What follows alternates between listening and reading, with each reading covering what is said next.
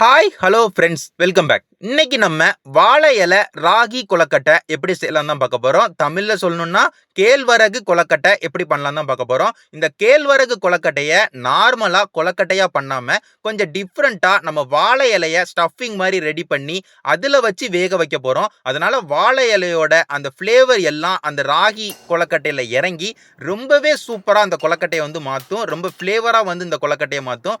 ரொம்ப ஒரு சூப்பரான ஒரு ஸ்வீட் ரெசிபி. கண்டிப்பா ஃபுல் வீடியோ பார்த்து ட்ரை பண்ணி பாருங்க. இப்போ இந்த கொலக்கட்டை எப்படி செய்யலாம்னு வந்து நம்ம பார்த்துடலாம். அதுக்கு வந்து நான் ஸ்டவ்ல வந்து கடாய் வந்து எடுத்து வச்சுக்கிட்டேன். கடாய் எடுத்து வச்சு ஸ்டவ்வை வந்து ஆன் பண்ணக்கு அப்புறமா கடாய் வந்து லைட்டா சூடாக ஆரம்பிச்சக்கு அப்புறமா நம்ம வந்து நெய் வந்து நம்ம சேர்த்துக்கிட்டோம். நெய் சேர்த்து நம்ம ஒரு 4 டேபிள் ஸ்பூன் வந்து நெய் சேர்த்துருக்கோம். நெய் சேர்த்து நல்லா வந்து நெய் சூடாக ஆரம்பிச்சக்கு அப்புறமா நம்ம வந்து முந்திரி பருப்பு வந்து ஒரு 25 முந்திரி பருப்பு வந்து சேர்த்துக்கிடுவோம். 25 முந்திரி பருப்பையுமே ஸ்டவ்வை வந்து ஹை ஃப்ளேம்ல வச்சு ஒரு நிமிஷத்துலேருந்து ஒரு 1.5 நிமிஷத்துக்கு நல்லா வந்து வதக்கிடுங்க.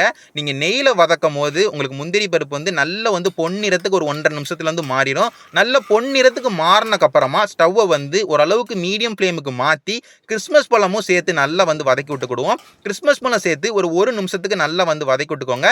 இப்போ நம்மளுக்கு வந்து 1 நிமிஷம் கழிச்சு கிறிஸ்மஸ் பழமும் நல்லா வந்து வதங்கிடும். நம்மளுக்கு வந்து முந்திரி பருப்பு வந்து பொன்னிறத்தை தாண்டி ஓரளவுக்கு ப்ரௌன் கலரில் நல்லா வந்து வதங்கிடும். நம்மளுக்கு வந்து முந்திரி பருப்பு வந்து பொன்னிறத்தை தாண்டி ஓரளவுக்கு ப்ரௌன் கலரில் நல்லா வந்து வதங்குச்சுன்னா அது வந்து நல்ல ஒரு டேஸ்ட் வந்து சூப்பராக வந்து இருக்கும். அதனால் முந்திரி பருப்பு வந்து பொன்னிறத்தை தாண்டி ஓரளவுக்கு ப்ரௌன் கலரில் மாற அளவுக்கு வதக்கி எடுத்துக்கோங்க. இப்போ வதக்கினது ரெண்டுத்தையுமே வந்து ஒரு பவுலுக்கு வந்து அப்படியே வந்து மாற்றி வச்சுக்கோங்க. மாற்றி வச்சக்கப்புறமா எக்ஸஸாக நெய் வந்து கண்டிப்பாக வந்து இருக்கும். அந்த நெய் வந்து அப்படியே வந்து இருக்கட்டும். ஸ்டவ்வை வந்து லோ ஃப்ளேமில் வச்சுட்டு கேரட் வந்து சேர்த்துக்கோங்க. கேரட் வந்து 2 கேரட் வந்து நான் சேர்த்துருக்கேன். பெரிய சைஸ் கேரட் 1 கப்பு வந்து இருக்கும். கேரட்டை வந்து நல்லா வந்து சீச்சு வந்து சேர்த்துருக்கேன். கேரட் வந்து நம்ம இந்த ரெசிபிக்கு எதுக்கு சேர்க்கணும்னா, இந்த கொலக்கட்டைக்கு வந்து எதுக்கு சேர்க்கணும்னா, கொஞ்சம் டிஃப்ரெண்ட்டாக உள்ள ஏதாவது ஸ்டஃபிங் மாதிரி வைக்கலாமே, கொஞ்சம் வித்தியாசமாக ஏதாவது உள்ள ஸ்டஃபிங் வைக்கலாமே அப்படின்னு நீங்கள் நினச்சிங்கன்னா நீங்கள் கேரட் வந்து நீங்கள் வந்து சேர்த்துக்கலாம். ஏன்னா கேரட் வெஜிடபிள்ங்கிறது வந்து ஒரு ஸ்வீட்னஸ் கலந்த ஒரு வெஜிடபிள், ஒரு இனிப்பு தர ஒரு காய்கறி. அந்த காய்கறியை நம்ம வந்து கொலக்கட்டையில் சேர்க்கும் போது அது நல்ல ஒரு டேஸ்ட்டும் நல்ல ஒரு ஃப்ளேவரும் வந்து இந்த கொலக்கட்டைக்கு வந்து தரும். கேரட்டை வந்து நெய்யோட சேர்த்து ஒரு 3 நிமிஷத்துக்கு கேரட்டோட பச்சை வாசனை எல்லாம் போய் நெய்யோட வாசனை நல்லா இறங்குற மாதிரி ஒரு 3 நிமிஷத்துக்கு ஸ்டவ்வை வந்து மீடியம் ஃப்ளேமில் வச்சு நல்லா வந்து கேரட்டை வந்து வதக்கி விட்டுக்கோங்க.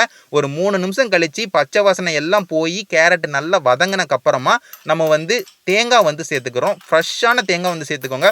ஒரு பெரிய சைஸ் தேங்காய் இருக்குன்னா அதில் ஒரு அரை மூடி வந்து சேர்த்துக்கோங்க. கப்பில் சொல்லணும்னா 1 கப்பு தேங்காய் வந்து சேர்த்துருக்கேன். 1 கப்பு தேங்காய் சேர்த்து ஸ்டவ்வை வந்து லோ ஃப்ளேமில் வச்சு தேங்காய் வந்து நல்லா வந்து வதக்கிவிடுங்க. ஏன்னா தேங்காய் வந்து ஈஸியாக வந்து அடி பிடிச்சிருங்கிறதுக்காண்டி நம்ம வந்து ஸ்டவ்வை வந்து லோ ஃப்ளேமில் வச்சு ஒரு நிமிஷத்துலேருந்து ஒரு 1.5 நிமிஷத்துக்கு மட்டும் தேங்காய் வந்து வதக்கிவிடுங்க. தேங்காய் வந்து நம்ம கேரட் வதக்கிற மாதிரி ரொம்ப வதக்கணும்லாம் தேவையே கிடையாது. ஒரு நிமிஷத்துலேருந்து ஒரு 1.5 நிமிஷத்துக்கு கலர் எதுவுமே மாற வேண்டாம். கலர் மாறாமல் ஒரு நிமிஷத்துலேருந்து ஒரு 1.5 நிமிஷத்துக்கு தேங்காவை நல்லா வந்து இந்த கேரட்டோட வதக்கி விட்டுக்கோங்க. இப்போ நம்ம தேங்காயும் வதக்கியாச்சு, அதே நேரத்தில் கேரட்டையும் வதக்கியாச்சு. இப்போ இந்த ரெசிபிக்கு தேவையான இனிப்பு வந்து நம்ம சேர்த்துக்கிட போகிறோம். இனிப்புக்கு வந்து நம்ம சீனி சேர்க்க போகிறது இல்லை, நம்ம வந்து நாட்டு சக்கரை வந்து சேர்க்க போகிறோம். நாட்டு சக்கரை தான் நல்ல ஒரு டேஸ்ட் வந்து இந்த ராகி கொலக்கட்டைக்கு தரும். நல்ல ஒரு கலரும் வந்து கொண்டு வரதுக்கு வந்து இந்த நாட்டு சக்கரை தான் உதவும். அதனால் நாட்டு சக்கரை வந்து நீங்கள் சேர்த்துக்கோங்க. நாட்டு சக்கரை எவ்வளோ சேர்த்துருக்கேன்னா ஒரு 2 கப்பு வந்து நான் எடுத்துக்கிட்டேன். நான் இப்போ காமிச்ச பவுலில் 2 கப்பு இருந்தது. 2 கப்புங்கும் போது நம்மளுக்கு வந்து 300 கிராம் வந்து வெயிட் வந்து இருக்கும். அந்த 2 கப்பில் வந்து நான் 1.25 கப்பு வந்து சேர்த்துருக்கேன். ஒரு 20 கிராம் மட்டும் சேர்க்காம ஒரு 280 கிராம் நாட்டு சக்கரை சேர்த்து நாட்டு சர்க்கரையை வந்து நல்லா வந்து மிக்ஸ் பண்ணி விட்டுக்கோங்க.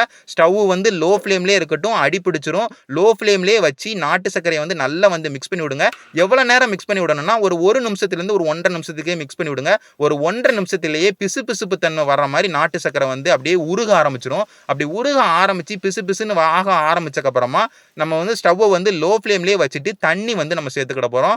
ராகியை வந்து லைட்டாக வந்து வேக வைக்கிறதுக்கு, ராகியை வந்து ஓரளவுக்கு இம்பிள்டாக மாற்றுறதுக்கு நம்ம வந்து தண்ணி வந்து சேர்த்துக்கிறோம்.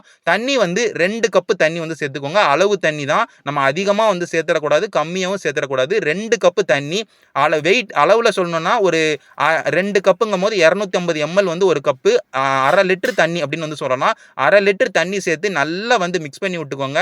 நம்மளுக்கு அந்த நாட்டு சர்க்கரை எல்லாம் நல்லா கரையிற அளவுக்கு ஒரு நிமிஷத்துலேருந்து ஒரு 1.5 நிமிஷத்துக்கு ஸ்டவ்வை வந்து மீடியம் ஃப்ளேமுக்கு மாற்றி நல்லா வந்து மிக்ஸ் பண்ணி விட்டக்கப்புறமா நாட்டு சர்க்கரை எல்லாம் நல்லா கரைஞ்சக்கப்புறமா நான் வந்து ஏலக்காய் வந்து சேர்த்துக்கிட்டேன். ஏலக்காய் வந்து ஒரு 1/2 டீஸ்பூன் ஏலக்காய் சேர்த்து ஏலக்காய் சேர்த்தக்கப்புறமும் நல்லா வந்து மிக்ஸ் பண்ணி விட்டுக்கோங்க. ஸ்டவ்வை வந்து மீடியம் ஃப்ளேமில் வச்சுட்டு இப்போ வந்து ஸ்டவ்வை வந்து லோ ஃப்ளேமுக்கு வந்து மாற்றிடுங்க.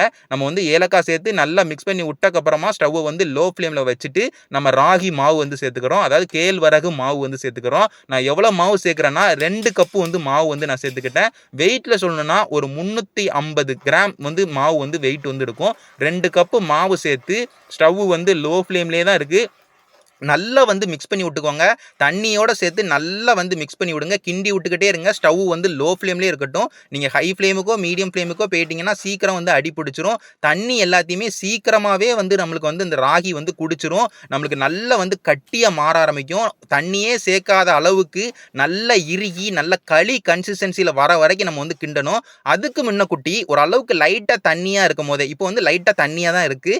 இந்த நேரத்திலேயே நம்ம வந்து சேர்த்துருக்க இனிப்பு வந்து கரெக்டாக இருக்கான்னு பார்த்துக்கிடுவோம். ஏன்னா இப்போவே பார்த்தாதான் நம்ம வந்து திரும்ப மேற்கொண்டு இனிப்பு சேர்க்கும் போது அது ஈஸியாக வந்து மிக்ஸ் பண்ணுறதுக்கு வந்து நம்மளுக்கு ஈஸியாக இருக்கும். இல்லைனா ரொம்ப வந்து இறுகிடும். அதுக்கப்புறம் மிக்ஸ் பண்ணுறதுக்கு வந்து ரொம்ப கஷ்டமாயிரும். நான் அப்படி வந்து ஓரளவுக்கு லைட்டாக தண்ணியாக இருக்கும் போதே நான் வந்து நான் ராகி எல்லாம் சேர்த்து நான் வந்து இனிப்பு பார்க்கும்போது இனிப்பு வந்து ரொம்பவே கரெக்டாக இருந்தது. அந்த 280 கிராம் வந்து இனிப்பே நாட்டு சர்க்கரையே கரெக்டாக இருந்தது. அதனால் திரும்ப வந்து ஸ்டவ்வை வந்து லோ ஃப்ளேம்லேயே வச்சு நல்லா இருக்கிற மாதிரி அதாவது களி மாதிரி நல்லா இருக்கிற மாதிரி கிண்டி விட்டுக்கிட்டே இருந்தேன். ஒரு 3 நிமிஷம் நீங்கள் கிண்டி விட்டிங்கன்னா இந்த மாதிரி நல்லா வந்து இறுகிரும். இப்போ வந்து ஒரு களி கன்சிஸ்டன்சிக்கு வந்து நம்மளுக்கு வந்து ராகி வந்து இருக்குது. இந்த நேரத்தில் வந்து ஒரு 2 டீஸ்பூன் வந்து நான் நெய் வந்து சேர்த்துக்கிறேன். 2 டீஸ்பூன் நெய்யே போதாது. நம்ம வந்து கொஞ்சம் கொஞ்சமாக நெய் வந்து சேர்த்துக்கணும். ஒரு அல்வா கிண்டுறோன்னா எப்படி கொஞ்சம் கொஞ்சமாக நம்ம நெய் சேர்ப்போம். கொஞ்சம் கொஞ்சமாக நெய் சேர்த்து கிண்டி விட அது சட்டியை விட்டு பிரிஞ்சு வரும். அந்த கன்சிஸ்டன்சிக்கு தான் நம்ம இப்போ அந்த கொலக்கட்டையுமே நம்ம கொண்டு வர போகிறோம். சட்டியை விட்டு பிரிஞ்சு வரணும். அதனால் ஸ்டவ்வை வந்து லோ ஃப்ளேம்லேயே வச்சுட்டு ஒரு 2 டீஸ்பூன் நெய் சேர்த்து ஒரு 1 நிமிஷத்துலேருந்து ஒரு 2 நிமிஷத்துக்கு கிண்டி விட்டுக்கிட்டே இருங்க. கொஞ்சம் நம்மளுக்கு வந்து கிண்டி விட வந்து கொஞ்சம் கஷ்டமாக தான் இருக்கும். ஏன்னா நம்மளுக்கு வந்து ஒரு அல்வாலாம் ஒரு களிலாம் நம்ம கிண்டுறோன்னா உங்கள் எல்லாருக்குமே தெரியும் கை அப்படி வந்து வலிக்கும். அதனால் நீங்கள் மெதுவாக கிண்டி விடுங்க. ஸ்டவ்வை லோ ஃப்ளேமில் வச்சு கிண்டி விடுங்க. ஒரு நல்ல ஒரு 2 நிமிஷத்துக்கு ஊற்றின நெய் எல்லாம் நல்லா வத்துற அளவுக்கு ஊற்றின நெய் எல்லாம் ராகிக்குள்ளே இறங்குற அளவுக்கு அந்த மாவுக்குள்ளே இறங்குற அளவுக்கு நல்லா கிண்டி விட்டக்கப்புறமா திரும்ப இன்னொரு 2 டீஸ்பூன் வந்து நெய் வந்து சேர்த்துக்கிட்டேன். இப்போ வந்து 4 டீஸ்பூன் நெய் மொத்தமாக வந்து சேர்த்துருக்கோம். இதுவே போதும். திரும்ப ஒரு 2 டீஸ்பூன் நெய் சேர்த்து திரும்பி வந்து நான் நல்லா வந்து கிண்டி விடுறேன். நல்லா கிண்டி விடும்போது இப்போ நீங்கள் வீடியோ பார்த்தாலே தெரியும் நம்மளுக்கு இப்போவே நல்லா வந்து கடாயை விட்டு நல்லா பிரிஞ்சு வந்து நம்மளுக்கு இந்த ராகி வந்து வர ஆரம்பிச்சிருச்சு. நம்ம கிண்டுற கரண்டியில இருந்தும் நல்லா விட்டு பிரிகிற அளவுக்கு நம்மளுக்கு வந்து கன்சிஸ்டன்சியில் வர ஆரம்பிச்சிருச்சு. இந்த கன்சிஸ்டன்சிக்கு வந்தக்கப்புறமா நம்ம முதல்லையே வதக்கி வச்ச அந்த நட்ஸ் எல்லாத்தையுமே சேர்த்துக்கிடுவோம். முந்திரி பருப்பு கிறிஸ்மஸ் பழம் எல்லாத்தையுமே சேர்த்துக்கிடுவோம். அதை நம்ம வதக்கும் போதே அதுலேயும் நெய் வந்து கொஞ்சம் நம்ம சேர்த்துக்கிட்டோம். அந்த நெய்யும் வந்து இதில் நல்லா ஒட்டி இன்னும் நல்லா நம்மளுக்கு வந்து கடாயை விட்டு பிரிஞ்சு நம்மளுக்கு இந்த ராகி வந்து நம்மளுக்கு வரும். இப்போ நம்மளுக்கு வந்து ரொம்பவே ஒரு பொருத்தமான கன்சிஸ்டன்சிக்கு வந்து வந்துடுச்சு.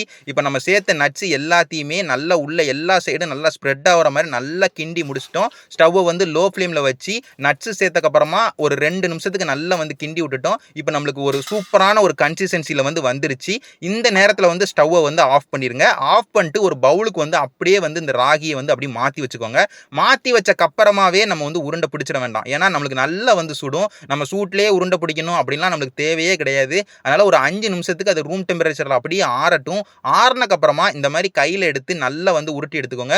நான் இப்போ உருட்டி எடுத்து நீங்கள் பார்த்தாலே தெரியும் நல்லா வந்து பெருசாக உருட்டி எடுத்திருக்கேன். எதுக்காண்டி இப்படி சொல்கிறேன்னா நம்ம ஓரளவுக்கு பெருசாக வந்து கொலக்கட்டை பண்ண போகிறோங்கிறதுக்காண்டி நம்ம வந்து பெருசாக வந்து உருட்டி எடுத்துக்கிட்டோம். எடுத்துருக்க மாவை எடுத்து கையில் நல்லா பிசைஞ்சு அந்த உருட்டின உருண்டையை வந்து நல்லா வந்து இறுக்கிக்கோங்க. இறுக்கினக்கப்புறமா நம்ம வந்து ஒரு இலை வந்து நம்ம எடுத்துக்கிறோம். இப்போ வந்து நம்ம இலையில தான் இந்த கொலக்கட்டையை வந்து அவிக்க போகிறோம். அதனால் இலை வந்து நான் எடுத்துக்கிட்டேன். நம்ம காட்டுற இலை சைஸுக்கு வந்து நீங்கள் இலையை வந்து எடுத்துக்கோங்க. இலையோட நீளமும் இலையோட அகலமும் ரொம்ப கொஞ்சம் பெருசாக இருக்கிற மாதிரி பார்த்துக்கோங்க. அதுக்கப்புறமா நீங்கள் வாங்குற இலை வந்து பெரிய சைஸ் இலையாகவும் பார்த்துக்கோங்க. அப்போ தான் பெருசாக வந்து கிடைக்கும். இன்னொன்று என்ன சொல்லணும்னா இலை வந்து இலையாக வந்து எடுத்துக்கோங்க. அதாவது மடக்குனா மடங்கணும் அந்த மாதிரி இலையாக இருக்கணும். ரொம்ப மொரட்டா ரொம்ப ஹார்டாக இருக்கிற இலையாக நீங்கள் வந்து எடுத்தீங்கன்னா அதை மடக்கும் போது அது வந்து உடையும். அது உடையிற மாதிரி இருந்ததுன்னா நம்மளால ஸ்டஃபிங் வைக்க முடியாது. நம்ம இலையாக எடுத்துக்கிட்டால் தான் நம்மளுக்கு வந்து கரெக்டாக இருக்கும். அது முக்கியமாக வந்து பார்த்துக்கோங்க. நம்ம இலை வந்து நம்ம எடுத்து கட் பண்ணி எடுத்தக்கப்புறமா நம்ம அந்த எடுத்த அந்த மாவு, அதாவது ராகி மாவு வந்து நான் கொஞ்சம் கையில் வந்து நான் எடுத்து காமிச்சேன். அந்த அளவுக்கு மாவை வந்து நான் எடுத்து அதை நடுவில் வச்சு ஓரளவுக்கு கையை வச்சே தட்டினக்கப்புறமா நீங்கள் வீடியோ பார்த்துருந்தாலே தெரியும். நான் வந்து அப்படி சப்பாத்தி மாவு கட்டையை வச்சு நல்லா வந்து நீட்டி எடுத்துக்கிட்டேன். நீட்டி எடுத்துக்கப்புறமா அப்படி கையில் வச்சு அப்படி உருட்டி எடுத்துக்கோங்க. இப்போ நான் எதுக்கு இப்படி உருட்டுறேன், ஒரு லேயராக உங்களுக்கு கிடைக்குமா அப்படின்லாம் கேட்டால் அப்படிலாம் கிடையாது.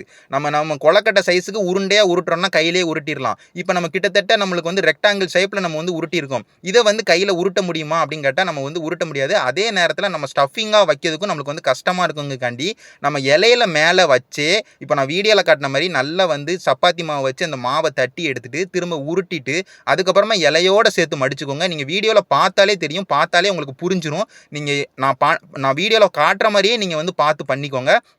இப்போ நான் இலையில வந்து வச்சு இப்போ நான் மடக்கிறேன். மடக்கும் போது என்ன சொல்லணும்னா, நீங்கள் பெரிய சைஸ் இலையா எடுத்துக்கோங்கன்னு எதுக்கு சொல்கிறேன்னா, நம்ம உள்ளே வச்சுட்டோம், மடக்கும் போது கஷ்டமாயிடக்கூடாது.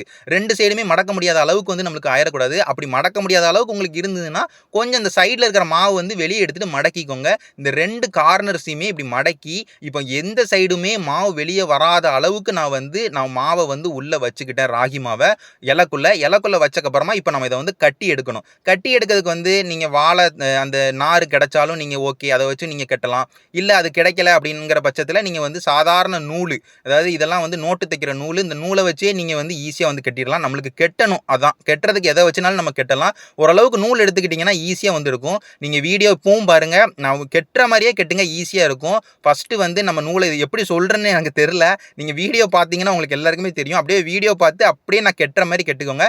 நான் கெட்டதில் என்ன சொல்லணும்னா, முதல்ல இப்படி கெட்டிட்டு அதுக்கப்புறமா திருப்பி போட்டு நீங்கள் ஒரு முடிச்சு 2 முடிச்சு போட்டுட்டிங்கன்னா உங்களுக்கு ஈஸியாக வந்து கெட்டிடும். முதல்ல அந்த சைடு கட்டும் போது ஒரு இருக்கிருங்க, இறுக்கிட்டு அப்படியே திருப்பி போட்டு இப்போ வந்து ஒரு முடிச்சு 2 முடிச்சு போட போகிறேன். இந்த 2 முடிச்சு போடும்போது இப்பவும் ஒரு இருக்கிருங்க. முடிஞ்ச அளவுக்கு நம்மளுக்கு மாவு வந்து வெளியே வராத அளவுக்கு வந்து நீங்கள் வந்து இந்த உள்ள ஸ்டஃபிங் மாதிரி ராகி வச்சுட்டிங்கன்னா ஈஸி. ஏன்னா வேகும் போது மாவு வந்து கொஞ்சம் வெளியே நீண்டுக்கிட்டு இருந்ததுன்னா அது வேகும் போது அந்த மாவு அப்படியே தண்ணியாக கரைஞ்சி வர மாதிரி வந்துடும். அது முக்கியமாக வந்து பார்த்துக்கோங்க. இதே மாதிரி எல்லா ராகியுமே இலைக்குள்ளே வச்சு இந்த மாதிரி நல்லா வந்து ஒரு கயிறை வச்சு நல்லா வந்து கட்டிடுங்க.